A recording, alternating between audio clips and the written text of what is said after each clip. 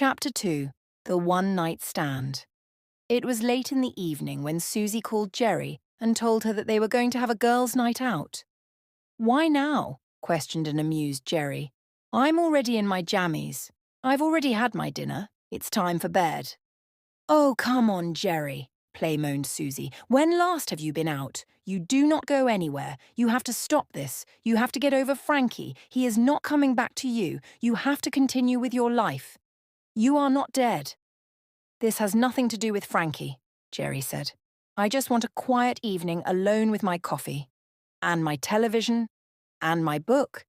And my cat." "Susie, you mean like one of the other boring nights you've been having for the last 2 years? One of those? You can have one of those tomorrow. It is Sunday night. And as your best friend, I officially order you out of that house. I'm picking you up in 1 hour. You better be dressed, woman." Susie hung up. Jerry laughed and sighed and got up from her couch. "Now here's the big problem. What the hell do I wear?" she thought to herself. Jerry was an accountant. Susie said that accountants were boring, but that she was going to make a rock star out of Jerry, even if it killed her. They had been friends for the past 20 years. Jerry and Susie were friends since high school and have not forgotten to tell each other hello at least once a day, ever since. Susie was a hairdresser. She was a walking call card for her salon. While Jerry went to university, Susie had gone to beauty art school. Susie was not married, and to her, men were the toys they thought she was.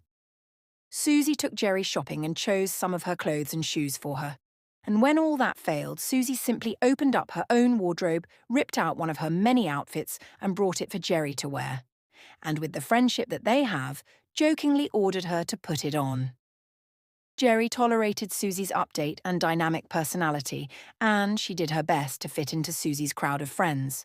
But Jerry remained a reserved, serious person who took to the more sober side of life with her very methodological mind. Susie would say that Jerry was boring, and Jerry agreed that she was boring, and they both laughed at it, and neither of them minded.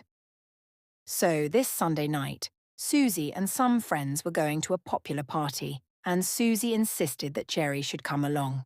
So Jerry dragged herself up off her couch and went to her clothes closet to look for something to wear. True to her word, Susie was honking her car horn outside exactly 1 hour after they had spoken on the phone. Jerry went outside. She locked her door very carefully. Immediately, Susie is like, "Girl, where's that green pair of slacks I bought you? Didn't you know I would tell you to put those on? You need to look hot tonight." Jerry just laughed and ignored Susie. She always did that. And they were off. For the entire time while driving to the party, Susie went on and on and on about how Jerry should not pick up another Frank. Frank had been Jerry's boyfriend for over 3 years. He was a kind, nice guy, but unlike Jerry's accountant professional success, Frank had problems keeping jobs. He finally got a job that he said he wanted to keep and make a profession out of, but it was 200 miles away. And Jerry did not want to leave her job, her friends, and her family behind. However, instead of taking that into consideration, Frank just said goodbye and rode out of town, leaving Jerry devastated that she was second to a job. They tried to keep the relationship going for a little while even after he moved, but it was no use. They just both could not keep up a long-distance relationship that they no longer thought would go anywhere.